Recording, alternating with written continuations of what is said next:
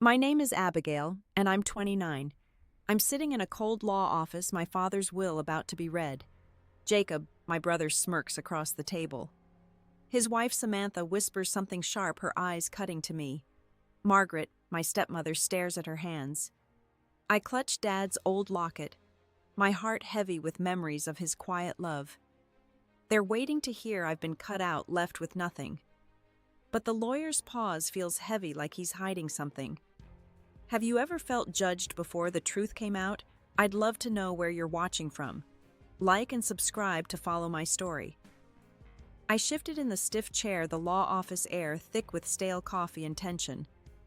My fingers traced the edge of my father's locket, still warm from my grip, but it couldn't steady the churn in my gut. Jacob's smirk hadn't faded since we sat down. Samantha leaned into him, her whisper sharp enough to slice through the quiet. Margaret's hands twisted in her lap, her knuckles pale. Elliot, the lawyer, adjusted his glasses, his stack of papers crinkling as he cleared his throat.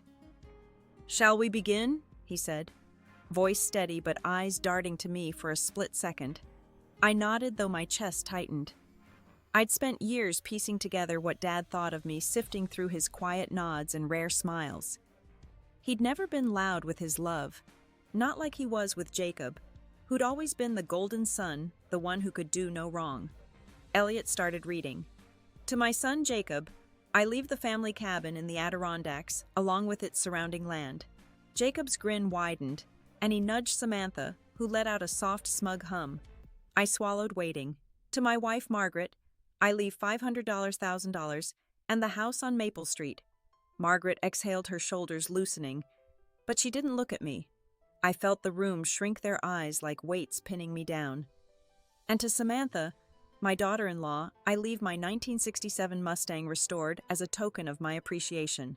Samantha's laugh was bright, almost triumphant, and she squeezed Jacob's hand. My name hadn't come up.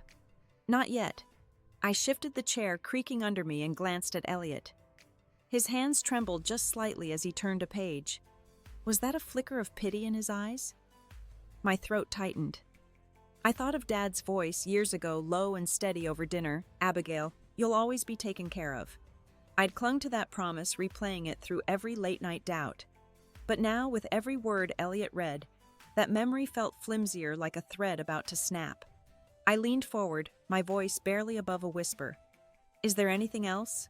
Elliot paused, his fingers hovering over the papers. "We're not quite done," he said, but his tone was careful, like he was stepping around something fragile. Jacob's eyes flicked to me, sharp and knowing, like he'd already won. "You must be anxious," he said, leaning back, his voice dripping with mock sympathy. "Wondering where you fit in all this?" Samantha chuckled, brushing her hair back. "I mean, it's not like Dad would forget you, right? Or maybe..." She trailed off, her smile cutting deeper than her words. I wanted to snap back to tell them they didn't know Dad like I did. But the truth was, I wasn't sure I knew him either. I remembered the summer I was 16, helping him fix the porch swing. He'd ruffled my hair, said I was tougher than most. But tough didn't mean loved, not in the way that left cabins or cars or cash. Elliot cleared his throat again, his hands still unsteady. "There's a separate document," he said, glancing at me. "But we'll get to that later." Later, my heart thudded. Jacob's laugh broke the silence, low and biting. Later, he repeated like it was a joke, only he understood. I looked at Margaret, hoping for a glance, some sign she'd defend me. But she just stared at her hands, her lips a thin line. The room felt colder, the walls closing in. I tightened my grip on the locket, its edges digging into my palm. Dad's promise echoed again, but it was drowning under the weight of their stares, their certainty that I'd been left with nothing. I stood up, my legs unsteady, and grabbed my coat from the chair. The air in the law office felt suffocating, like it was pressing the last bit of hope out of me. Jacob's laugh still echoed in my ears, and Samantha's smug glance burned. I needed to get out, to breathe. "I'll be in touch," I mumbled to Elliot, avoiding the other's eyes. He nodded, his expression unreadable, but that tremble in his hands stuck with me, nagging at the back of my mind. Outside, the late afternoon sun was too bright, stinging my eyes as I walked to my car. The parking lot was quiet. just the crunch of gravel under my boots. I slid into the driver's seat and sat there staring at the dashboard. My fingers fumbled with the locket, but I didn't open it. Not yet. I was too raw, too afraid of what it might mean if Dad really left me nothing. I drove home, the radio off, the silence heavy. My apartment was small, cluttered with books and half-finished art projects, a life I'd built on my own. But tonight, it felt hollow. I dropped my keys on the counter and sank onto the couch, replaying the will reading. Jacob's words kept cutting through, wondering where you fit in all this. I hated how they landed, how they made me question everything. I thought about calling Lily, my oldest friend, but my phone stayed untouched. What could I say? That my own family laughed at me, that I wasn't sure if Dad ever really saw me. Instead, I pulled out a box from under my bed, one I hadn't touched in years. It was filled with old photos, letters, bits of my life with Dad. I sifted through them, hoping for something to hold on to. There was a picture of us at the county fair when I was 10. Dad's arm was around me, his smile wide but distant, like he was already somewhere else. I remembered that day, how he'd bought me cotton candy but spent most of it talking business with a stranger. I'd eaten alone, watching families laugh together. Was that when I started feeling like I was on the outside? Then I found a letter folded tight, dated a year before he got sick. My hands shook as I opened it. Abigail, it started, I'm not good with words, but I'm proud of you. You don't need me the way Jacob does. I stopped reading, my chest tight. Proud? Then why leave me nothing? Why let them laugh? The words blurred as my eyes stung, but I blinked hard, refusing to cry. The doorbell buzzed, sharp and jarring. I shoved the letter back into the box and answered, half expecting Lily. Instead, it was Jacob. He stood there, hands in his pockets, his usual confidence replaced by something colder. We need to talk, he said, stepping inside without asking. About what? My voice was sharper than I meant, but I didn't care. He paced my tiny living room, glancing at the cluttered shelves like they offended him. You're not going to make a scene about this, are you? The will? It's done. Dad made his choices. I clenched my fists. Choices? You think I'm upset because of the cabin? I just want to know why. He snorted, shaking his head. Why? Because you were never around Abigail. Always off doing your own thing. Dad needed someone who showed up. His words hit like a slap. I'd spent years visiting Dad, calling, checking in, even when he barely responded. I remembered the late nights at his bedside when he was sick, reading him poetry he loved while Jacob was too busy. But now I was the one who didn't show up. Get out, I said, my voice low but steady. Jacob paused, his eyes narrowing. Don't make this harder than it needs to be. He left the door, clicking shut behind him. I sank back onto the couch, the letter still crumpled in my hand. Elliot's words about a separate document flickered in my mind, but they felt like a cruel tease. My family's laughter, their certainty I'd been cut out, was louder. I pressed the letter to my chest, feeling the weight of Dad's absence, and wondered if I'd ever really known him at all. I stood in Margaret's dining room, the smell of roasted chicken and rosemary heavy in the air.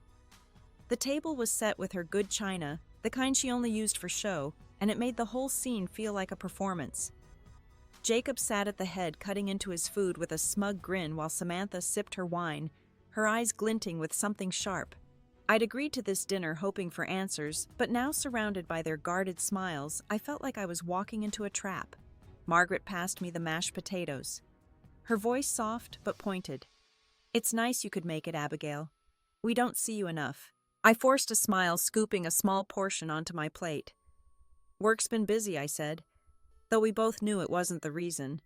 I hadn't been back since the will reading, since Jacob's visit left me raw. The memory of his words accusing me of not showing up for Dad still burned. Samantha set her glass down, her lips curling. Speaking of busy, I've been sorting out the Mustang. It's gorgeous. Did you ever see it? I froze my fork halfway to my mouth. The Mustang was Dad's pride, his weekend project. He'd promised it to me once during a drive when I was 17, his hands steady on the wheel as he said, "This'll be yours someday, kid." I'd laughed, thinking he was joking, but the memory was vivid, unshakable. Yeah, I said, my voice tight. I've seen it. Samantha tilted her head, her necklace catching the light. It was a delicate silver chain with a small sapphire pendant, one I recognized instantly. Dad had shown it to me years ago, said it was meant for me when I turned 30. My heart thudded. Where'd you get that? I asked, nodding at the necklace. She touched it, her smile widening. Oh, this Dad gave it to me a few months before he passed. Said he changed his mind about who should have it. The room tilted. Changed his mind. I set my fork down, my hands trembling.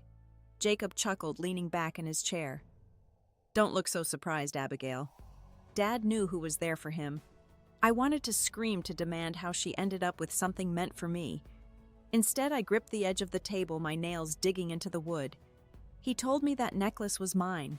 I said, my voice low but steady. Samantha's laugh was sharp, like glass breaking. Well, I guess he thought I'd appreciate it more. You're not exactly the jewelry type, are you? Margaret cleared her throat, her eyes darting between us. Let's not do this tonight, she said, but her tone lacked conviction.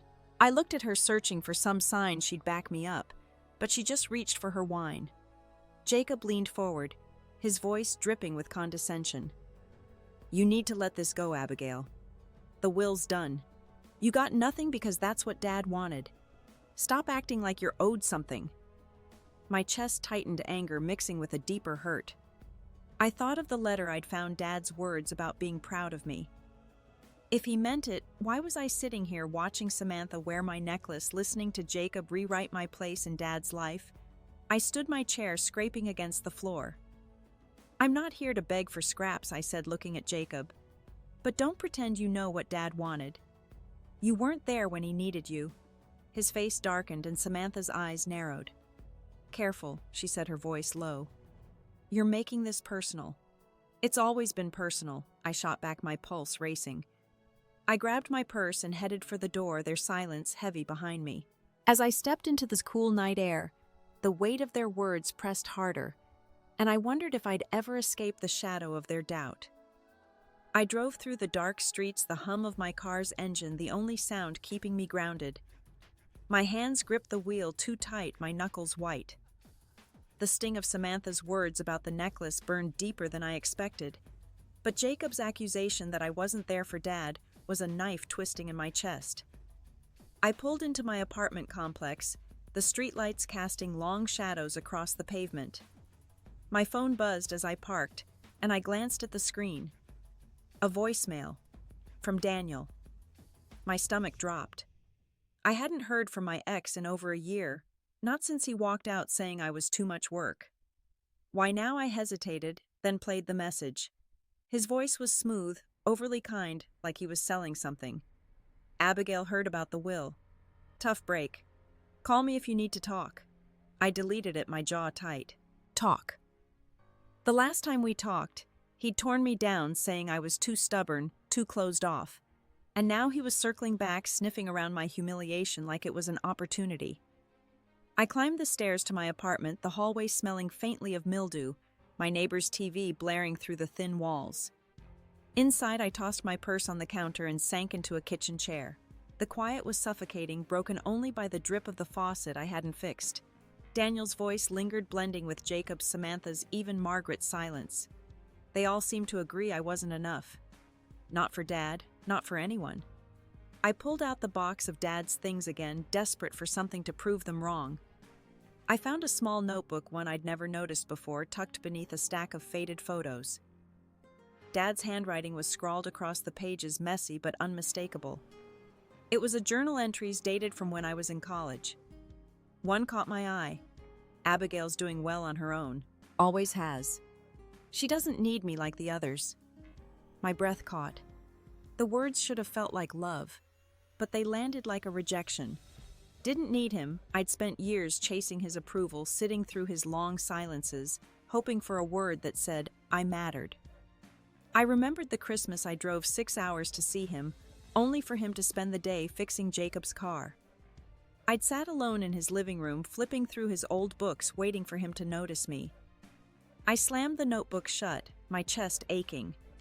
Was that why he left me nothing? Because he thought I didn't need him? Or was it worse? Did he think I didn't deserve it? I stood and paced the floor, creaking under my feet. My phone buzzed again, a text this time. Daniel, just checking in. You okay? I stared at the screen, my pulse racing. The nerve of him acting like he cared after everything. I typed a reply, then deleted it. I didn't have the energy to fight him, not tonight. Instead, I grabbed my coat and headed out.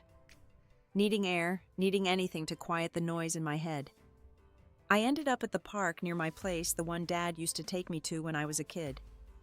The swings were empty, swaying slightly in the breeze. I sat on one, the cold metal biting through my jeans.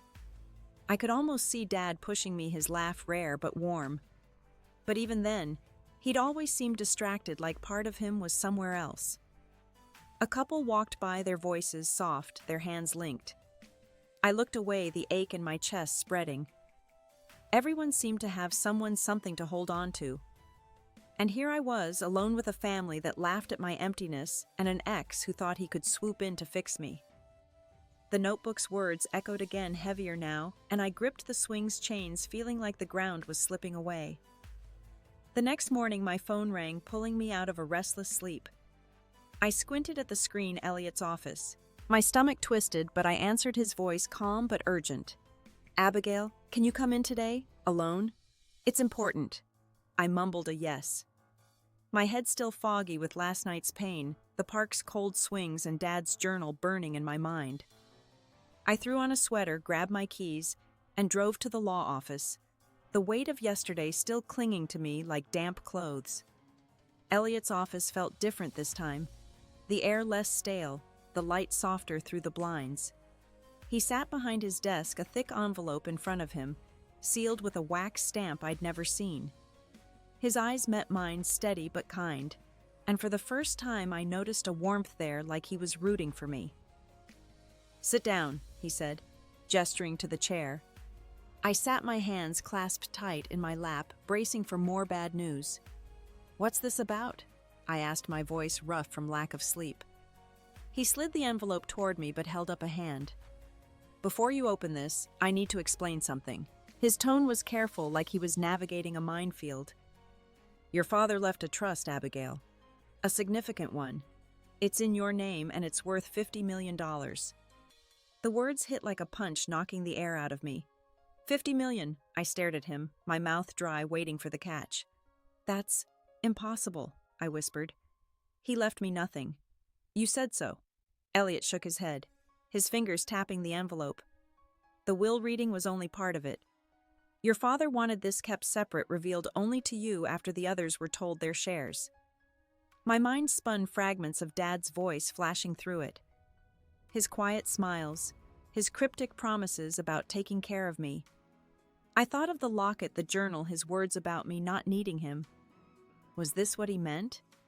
I reached for the envelope, my hands trembling, but Elliot stopped me. There's a letter inside from him. He asked that you read it later in private. Why? I asked, my voice cracking. Why hide this? Why let them laugh at me? Elliot leaned forward, his eyes softening. Your father knew Jacob. He knew how he'd react. This trust, it's not just money. It's control, Abigail. Control of his legacy, his charity. He didn't trust anyone else with it. My chest tightened, a mix of shock and something sharper like betrayal. Control, legacy.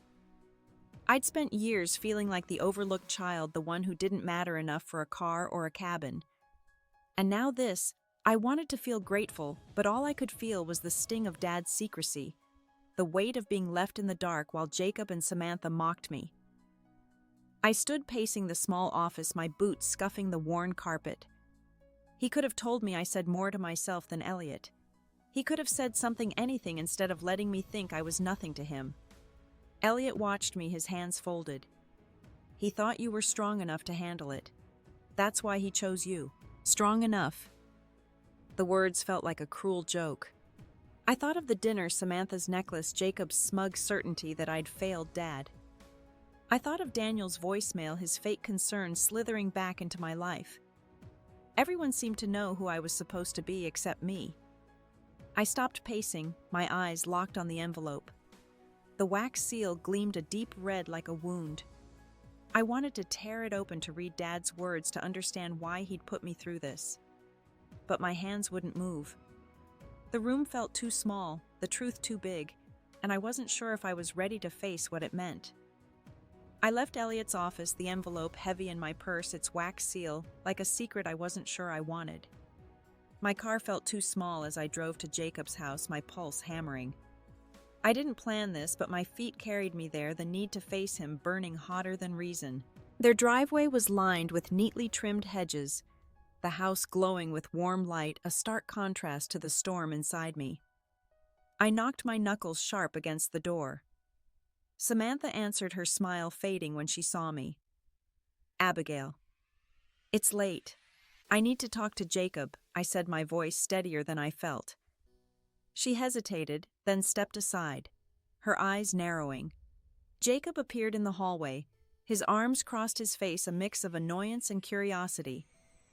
"What now?" he asked, leaning against the wall. I pulled the envelope from my purse, holding it up. "Dad left me a trust. $50 million. In my name." The air shifted thick with disbelief. Jacob's jaw tightened, and Samantha let out a sharp laugh like I'd told a bad joke. "You're lying," she said, stepping closer. "You expect us to believe that I didn't flinch, though my heart pounded." Elliot showed me the papers. "It's real, and it's mine." Jacob snatched the envelope, his eyes scanning the seal, then tossed it back like it burned him. "This is a scam," Dad would have told me. "You think you can just waltz in with this and rewrite everything?" His voice rose, and Samantha joined in, her words slicing through the air. "You must have manipulated him. That's why he kept it secret. You always played the victim, Abigail." I felt my face flush, their accusations landing like blows. I wanted to scream that I hadn't asked for this, that I'd spent years feeling invisible. Instead, I stood frozen, the envelope trembling in my hand. That's when Margaret appeared, her robe pulled tight around her, her face pale. "Is it true?" she asked, her voice barely above a whisper. I nodded, waiting for her to say something, anything to bridge the gap between us. But her eyes hardened and she stepped closer, her words slow and cutting. "I knew about the trust. He told me a year ago. I didn't say anything because I thought you'd never handle it." The room spun. Margaret knew. She'd sat through the will reading, watched them laugh, and said nothing. My throat closed, the betrayal sharper than Jacob's anger or Samantha's venom. I thought of all the times I'd tried to connect with her, the awkward dinners, the forced smiles, hoping she'd see me as family. "You knew," I said, my voice breaking. "And you let them think I was nothing." Margaret looked away, her silence louder than any words. Jacob stepped forward, his face inches from mine. "You don't deserve this. You were never part of his plans. You're stealing it." Samantha grabbed the necklace from her neck, the one Dad promised me, and threw it at my feet. "Take it," she spat. "Take everything. That's what you do, isn't it?" The necklace skidded across the floor, its sapphire glinting in the light. I stared at it, my chest hollow, the weight of their hatred crushing me. I wanted to run, to scream, to make them see me, but all I could feel was the ache of being unwanted, untrusted, even by Dad's memory. I stood in Jacob's driveway, the sapphire necklace glinting at my feet under the porch light. My hands shook as I bent to pick it up, its chain cold against my palm. Their words. Margaret's betrayal, Jacob's rage. Samantha's venom churned inside me, but something else stirred too, a spark of defiance I hadn't felt before. I slipped the necklace into my pocket and drove home, the envelope still heavy in my purse. Dad's sealed letter inside it, like a question I wasn't ready to answer. The next morning I called Elliot. His voice was steady, grounding. "I'm ready to sign," I told him, my tone firm despite the knot in my chest. I met him at his office, the same faded wallpaper and ticking clock, but this time I felt different, like I was stepping into something bigger than myself. He spread the trust documents across his desk, their pages crisp and daunting. "This trust isn't just money," Elliot said, adjusting his glasses. "Your father tied it to his charity, the one he built for kids in need. You're in charge, Abigail. He wanted you to decide its future." I stared at the papers, my heart racing. The charity was Dad's quiet passion, something he'd poured himself into when words failed him. I remembered visiting its tiny office as a kid, watching him hand out backpacks to kids with shy smiles. Jacob had always called it a waste of time, but Dad believed in it, and now it was mine. There's a condition, Elliot added, his voice softer. You have to use the funds to build something meaningful, something that lasts. Meaningful. The words settled over me, heavy but clear. I thought of the community center I'd dreamed about, a place for people like those kids like me who felt unseen. I nodded, signing the papers, my hands steady for the first time in days. I want to start a community center, I said. In Dad's name. Elliot smiled, a rare warmth in his eyes. He'd like that. I left the office, the signed documents in a folder, my mind buzzing. I called Lily from my car, her voice a lifeline as I told her about the trust, the charity, the center. Abigail, this is huge, she said, her excitement cutting through my doubt. You're doing something real. What's next? I pulled over, staring at the folder. I need to make this work, I said. But Jacob's not going to let it go. He'll fight me. Then you fight smarter, Lily said. You've got this. Her words lit something in me, a quiet strength I'd buried under years of feeling less than. I drove to the library, spreading out my notes on a worn table. I sketched ideas for the center, a reading room, art classes, a space for kids to feel safe.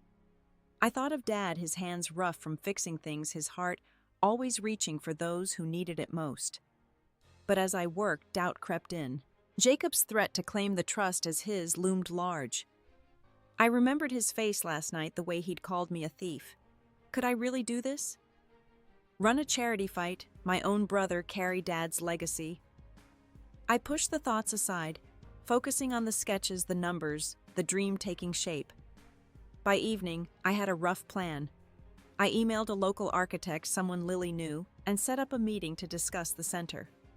My phone buzzed as I packed up a text from an unknown number. My heart sank, expecting Daniel again, but it was worse. A photo of me at the will, reading, my face pale. Jacob's smirk in the background. The caption read, "She thinks she's won." My blood ran cold. Jacob was already moving against me, and I wasn't sure how far he'd go. But as I gripped the folder, the weight of Dad's trust in my hands, I felt a fire kindling inside, one that wouldn't let me back down. I sat in the dim light of my apartment, the architect's email glowing on my laptop screen. Her reply was enthusiastic, suggesting a meeting tomorrow to sketch out the community center's layout. My fingers hovered over the keyboard, but that photo Jacob sent kept flashing in my mind, his caption like a taunt carved into my thoughts. I closed my eyes, breathing slow, trying to push it away. I wasn't the girl who crumbled anymore. I'd signed the papers. I'd made a choice. The next morning, I met the architect Nora at a small coffee shop downtown. She was warm, with quick hands that sketched, as she talked, her ideas spilling out in bursts of excitement. A garden out front, she said, her pencil tracing soft lines. A place for kids to grow things, feel grounded. I nodded, seeing it clearly, a space where people could start over like I was trying to.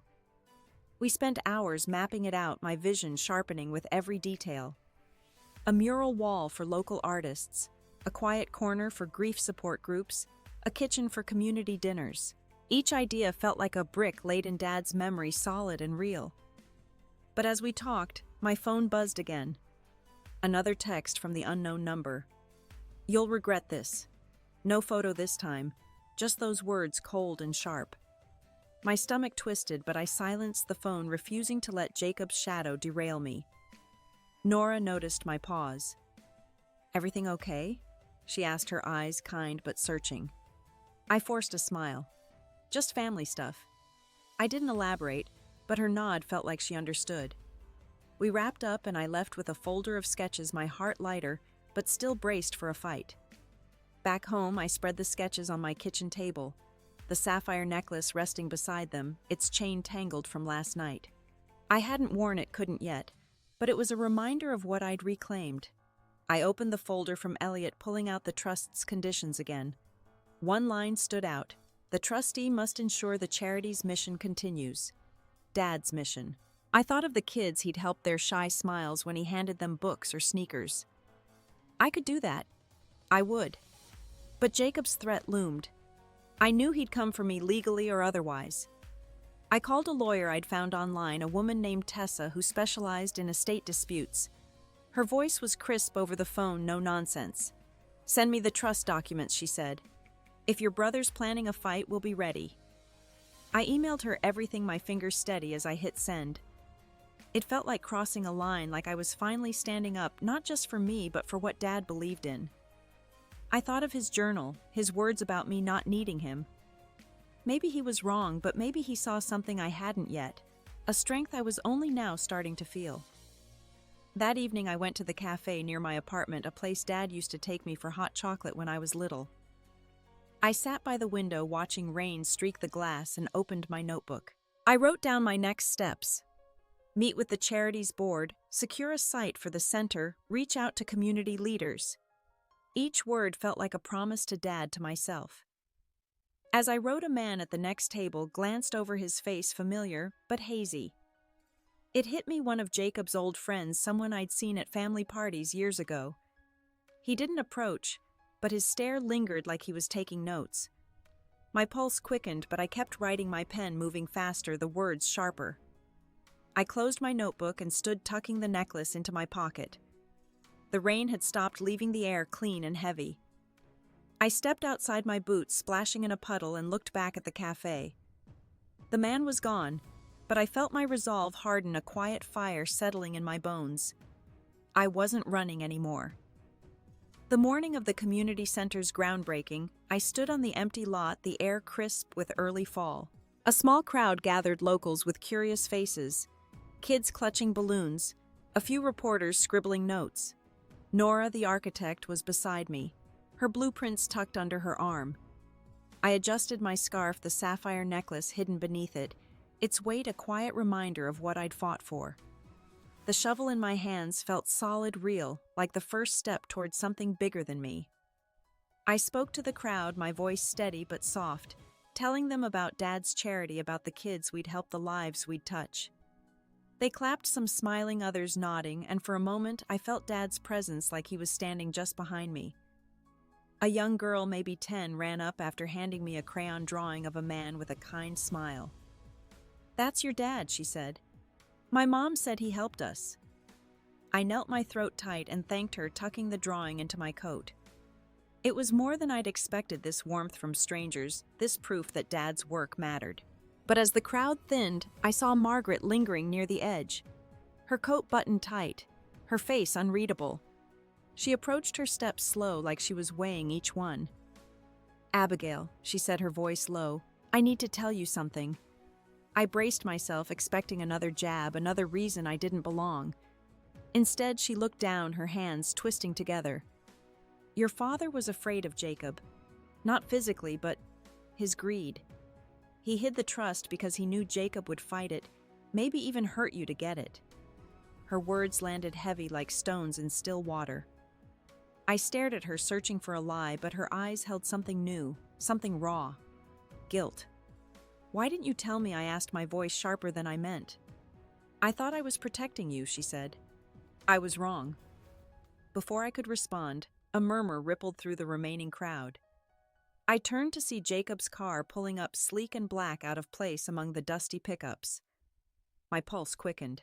He stepped out, his suit crisp, his face a mask of calm that didn't reach his eyes. Samantha wasn't with him, which felt wrong, like half the storm was missing. He walked toward me, ignoring the onlookers. "Nice show," he said, his voice low, meant only for me. "But you're playing a dangerous game." I tightened my grip on the shovel, its handle grounding me. "This isn't a game, Jacob. It's what Dad wanted." He laughed, but it was hollow, more tired than cruel. "You think you can just take his legacy and make it yours? You're out of your depth." The crowd was watching now, their murmurs growing. I felt exposed, like every doubt I'd buried was being dug up in front of them. A reporter snapped a photo, the flash sharp in the morning light. I wanted to tell Jacob he was wrong, that I was doing this for Dad, for the kids, for myself. But my words caught tangled in the weight of his stare. Margaret stepped closer, her voice barely audible. "He's scared, Abigail. He knows he's losing." I looked at her, then back at Jacob, his his jaw tight, his hands clenched. The girl's drawing crinkled in my pocket, a small anchor against the rising tide of his anger. I wanted to believe Margaret to hold on to the crowd's warmth, but Jacob's presence loomed, and the ground beneath me felt unsteady, like it could crack open any second. I stood frozen as Jacob turned and walked back to his car, the crowd's murmurs fading into a dull hum. Margaret's confession hung between us, her eyes still fixed on the ground, avoiding mine. I wanted to ask her more, to demand why she'd kept Dad's fears a secret, but my voice felt locked away. The shovel slipped from my hand, thudding softly into the dirt. I glanced at Nora, who gave me a small nod like she understood the weight of the moment. Back at my apartment, I found a letter in my mailbox typed, "No signature." It was from Jacob's lawyer, claiming the trust was fraudulent, demanding I relinquish control. My hands shook as I read it, each word a cold jab. I called Tessa, my lawyer, and read her the letter. "He's grasping," she said, her voice calm but firm. "The trust is ironclad. We'll fight this." I hung up my chest tight and sat at my kitchen table. The folder of sketches for the community center lay open, Nora's neat lines promising something good. But Jacob's letter felt like a shadow over it all. I thought of the groundbreaking, the girl's drawing, the way the crowd believed in me. Could I really lose this before it even began? My phone rang, shattering the quiet. It was Jacob. I almost didn't answer, but something made me pick up. His voice was low, not angry but broken, like he'd been up all night. "Abigail, why are you doing this? You know it's not yours." I leaned back in my chair, staring at the ceiling. "It's what Dad wanted, Jacob. You don't get to rewrite that." He laughed, a sound that cracked at the edges. "You think you're some hero now, running his charity, playing saint? You're just like him, too stubborn to see what's real." His words stung, not because they were true, but because they echoed my own doubts. I thought of Dad's journal, his belief I didn't need him. Was I stubborn, chasing a legacy that wasn't mine? I wanted to argue, to tell Jacob he was wrong, but my throat tightened, and I hung up without another word. I walked to my bedroom, pulling the locket from my pocket. I hadn't opened it since the will reading, afraid of what it held. But now, with Jacob's voice still in my ears, I clicked it open. A tiny note slipped out, folded so small it nearly disappeared. Dad's handwriting, faint but clear. "Abigail, heal the family. You're the only one who can." My breath caught. Heal the family. After everything, after their laughter, their accusations, Margaret's silence. I sank onto the bed, the note trembling in my hand. The weight of Dad's words felt impossible, like a burden I hadn't asked for. Jacob's call, the letter, the crowd's eyes, all swirled together, pressing down until I could barely breathe. I looked out my window, the street below. Quiet, the world moving on without me. The note lay in my palm, its words a plea I didn't know how to answer. I'd fought for the trust, for the center, for Dad's memory, but now, with Jacob's defeat looming and his pain laid bare, I felt more alone than ever, like I was carrying a legacy that might break me. The community center opened on a crisp Saturday, the air smelling of fresh paint and pine. I stood in the lobby, watching kids run through the new space, their laughter bouncing off the walls. The mural wall was half-painted, bright swirls of color from a local artist's brush. I'd hung the girl's crayon drawing of Dad in a simple frame by the entrance, its edges curling slightly but glowing under the light. For the first time in weeks, my shoulders felt lighter, like I could breathe deeper. I walked through the center, my boots soft on the polished floor, passing the reading room where a group of teens flipped through books. A woman stopped me, her eyes warm. "This place is going to change things," she said. "Your dad would be proud." Her words settled in me, not as a weight, but as a quiet truth. I smiled, thanking her, and kept moving my hand, brushing the necklace now tucked safely in my pocket. Margaret showed up later, her coat swapped for a volunteer apron, her hands busy setting up a snack table for the kids. She didn't say much, just nodded when our eyes met. Her usual tightness softened. I watched her pour juice into paper cups, her movements careful, almost tender. It was strange seeing her here, part of something I'd built. I wondered if she felt Dad's presence too, or if she was just trying to make amends. I stepped outside to the garden Nora had designed, its soil freshly turned, waiting for spring. A bench sat under a young maple, its leaves just starting to turn gold. I sat letting the cool wood ground me. The noise of the opening faded, replaced by the rustle of leaves and distant birds. I thought about Dad, not the trust or the fights, but the small moments, him humming off-key while cooking breakfast, his habit of leaving sticky notes with bad jokes on my books. Those memories used to hurt, reminders of what I'd lost. But today they felt different, like pieces of him I could still hold. I'd spent so long chasing his approval, measuring myself against Jacob's shadow. Now standing in this place I'd built, I realized I didn't need to prove anything. The center was proof enough, not just of Dad's love, but of what I could do. A kid ran by, chasing a friend, their giggles sharp in the quiet. I smiled, my chest warm, but a flicker of doubt lingered. Jacob hadn't shown up today, despite my invitation. His lawyer's letter was gone, the lawsuit dead, but his silence felt heavy, like a storm waiting to break. I wondered if Dad's note asking me to heal the family was a dream too big for me to carry. Margaret joined me on the bench, her hands still dusted with sugar from the snacks. "It's good, Abigail," she said, her voice low. "What you've done here." I looked at her, searching for the woman who'd stayed silent while I broke. Her eyes held something new, not quite regret, but close. "I'm trying," I said, my voice soft but steady. "For him." She nodded, her gaze on the garden. We sat in silence, the weight of years between us, but for the first time it didn't feel like a wall. I leaned back, the bench creaking, and let the moments settle, my breath slow, the world quiet around me.